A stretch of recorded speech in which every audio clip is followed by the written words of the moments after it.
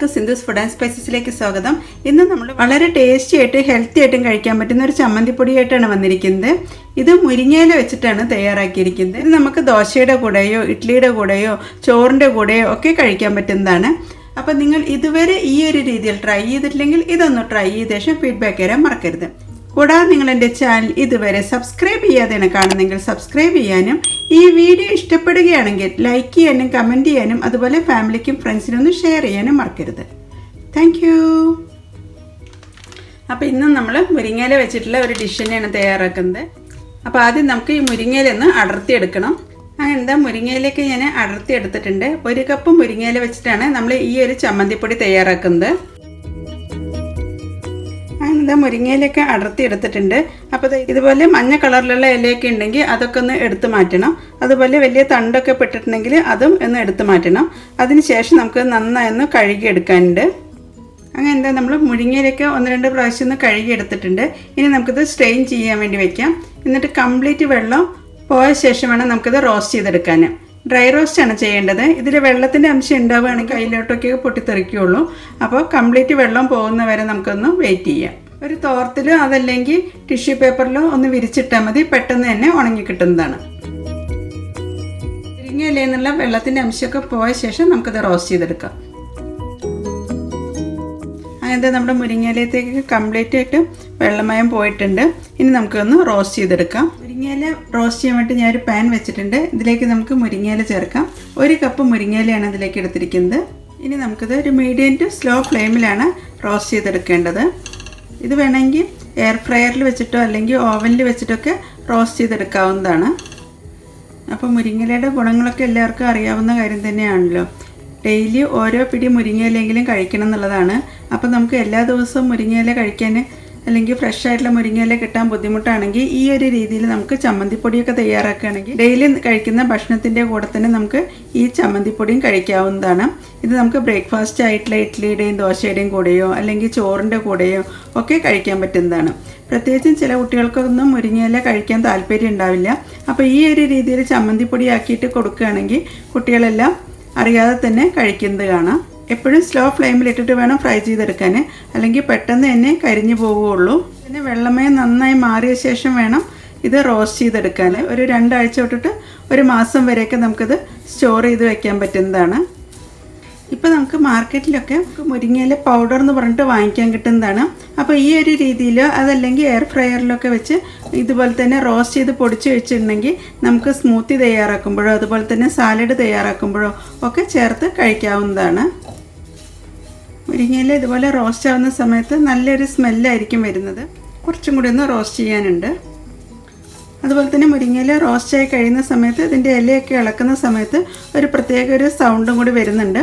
ആ ഒരു രീതിയിലാവുന്നവരെയാണ് നമുക്ക് റോസ്റ്റ് ചെയ്തെടുക്കേണ്ടത്. അങ്ങനെ അത് റോസ്റ്റ് ചെയ്തിട്ടുള്ള മുരിങ്ങയില നമുക്ക് ഒരു പാത്രത്തിലേക്ക് ചേർക്കാം.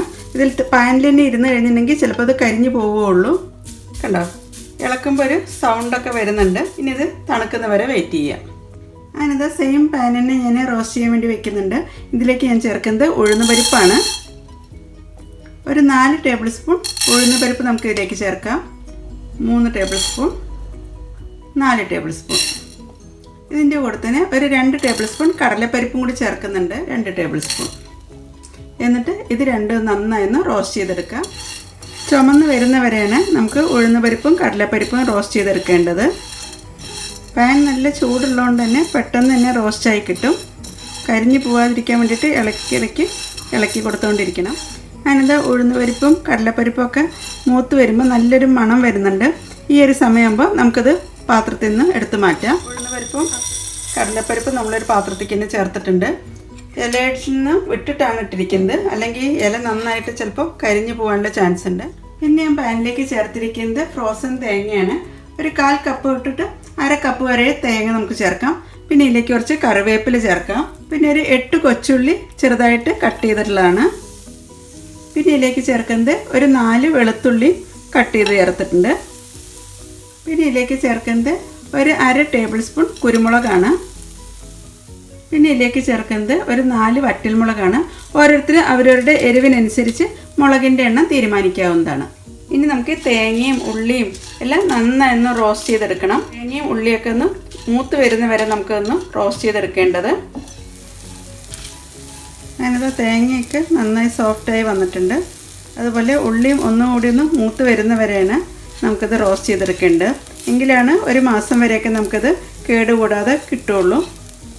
ഇതെല്ലാം ഞാൻ ഡ്രൈ റോസ്റ്റാണ് ചെയ്യുന്നത്.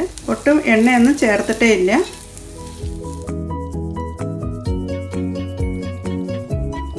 തേങ്ങ മൂത്ത് വന്നപ്പോൾ ഉള്ളിയും വെളുത്തുള്ളിയും കൂടി ഞാൻ ഒന്നും കൂടി ഒന്ന് മൂപ്പിക്കാൻ വേണ്ടി വെച്ചിട്ടുണ്ട്.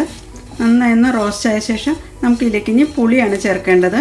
അതുപോലെ തന്നെ കായത്തിൻ്റെ ഫ്ലേവർ ഇഷ്ടമുള്ളവർക്ക് കായത്തിൻ്റെ പൊടി വേണമെങ്കിലും ചേർക്കാവുന്നതാണ്. പക്ഷേ ഞാനിപ്പോൾ ഇതിലേക്ക് കായപ്പൊടിയൊന്നും ചേർക്കുന്നില്ല. ഈ ഒരു വലുപ്പത്തിലുള്ള പുളിയും കൂടി നമുക്ക് ഇതിലേക്ക് ചേർക്കാം. അതൊന്ന് ചൂടായി കിട്ടട്ടെ. ഒരു 1/2 ടേബിൾ സ്പൂൺ കല്ലുപ്പാണ് ഇതിലേക്ക് ചേർക്കുന്നത്. ഇതിന് ശേഷം നമുക്ക് ഫ്ലെയിം ഓഫ് ചെയ്യാം. ഇനി നമുക്കത് തണുക്കാനായിട്ട് വെയിറ്റ് ചെയ്യാം. അപ്പോഴേക്കും നമ്മുടെ മുരിങ്ങയിലയും അതുപോലെ തന്നെ ഉഴുന്ന് പരിപ്പും നന്നായി തണുത്ത് വന്നിട്ടുണ്ട്. ഇനി നമുക്കിത് മിക്സിയുടെ ജാറിലേക്ക് ചേർക്കാം. പൊടിക്കുന്ന മിക്സിയുടെ ജാറിലോ അടപ്പിലോ ഒട്ടും വെള്ളത്തിൻ്റെ അംശം ഉണ്ടാവാൻ പാടില്ല. ഇനി നമുക്കിത് മിക്സിയിലേക്ക് ചേർക്കാം. ഞാൻ 2 ബാച്ചായിട്ടാണ് ഇത് പൊടിച്ചെടുക്കുന്നത്. ഇതിൻ്റെ കൂടെ ഞാൻ 4 വറ്റൽമുളകും കൂടി ചേർക്കുന്നുണ്ട്. എന്നിട്ട് ഇത് നന്നായി ഒന്ന് പൊടിച്ചെടുക്കാം. അങ്ങനെത് മുരിങ്ങയിലയും അതുപോലെ തന്നെ ഉഴുന്ന് പരിപ്പും ചേർത്താണ് നമ്മൾ ആദ്യം പൊടിച്ചെടുക്കുന്നത്. ഈ ഒരു രീതിയിൽ പൊടിഞ്ഞു കിട്ടിയിട്ടുണ്ട്. ഇനി നമുക്ക് തേങ്ങാക്കൂട്ടും കൂടി ഇതിൻ്റെ ഒപ്പം ചേർത്ത് ഒന്നും കൂടി ഒന്ന് പൊടിച്ചെടുക്കാം. ഉള്ളിയും തേങ്ങയൊക്കെ വറുത്ത് വെച്ചിരിക്കുന്നത് നന്നായി തണുത്ത് വന്നിട്ടുണ്ട്. ഇത് നമുക്കിനി മിക്സിയുടെ ജാറിലേക്ക് ചേർക്കാം. ഇതിൻ്റെ കൂടെ തന്നെ നമ്മൾ നേരത്തെ വറക്കുമ്പോൾ ചേർത്തിട്ടുള്ള പുളിയും കൂടി ചേർക്കുന്നുണ്ട്. എന്നിട്ടൊന്ന് അടിച്ചെടുത്ത ശേഷം വേണമെങ്കിൽ ഉപ്പ് നോക്കിയിട്ട് ചേർക്കാവുന്നതാണ്. അപ്പോൾ അത് ഒന്നും കൂടി ഒന്ന് അടിച്ചെടുക്കട്ടെ. അങ്ങനത്തെ ഞാൻ ഒന്നും കൂടി ഒന്ന് പൊടിച്ചെടുത്തിട്ടുണ്ട്. അങ്ങനെ 2 ബാച്ചായിട്ടാണ് പൊടിച്ചെടുത്തിരിക്കുന്നത്. ഇനി ഇത് തണുത്ത ശേഷം നമുക്കിത് കുപ്പിയിലേക്ക് ചേർത്ത് ഒരു മാസം വരെ നമുക്കിത് ഫ്രിഡ്ജിൽ സൂക്ഷിക്കാം. ഞാൻ ഇന്ന് ടേസ്റ്റ് ചെയ്ത് നോക്കിയിട്ടുണ്ടായിരുന്നു.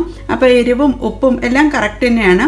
ഇനി ഇത് തണുത്ത ശേഷം നമുക്കതൊരു കുപ്പിയിലേക്ക് മാറ്റാം. അങ്ങനത്തെ നമ്മുടെ മുരിങ്ങയില വെച്ചിട്ടുള്ള ചമ്മന്തിപ്പൊടിയൊക്കെ റെഡി ആയിട്ടുണ്ട്. അപ്പോൾ വളരെ ടേസ്റ്റി ആയിട്ട് ഹെൽത്തി ആയിട്ടും തയ്യാറാക്കാൻ പറ്റുന്ന നല്ലൊരു ചമ്മന്തിപ്പൊടിയാണിത്.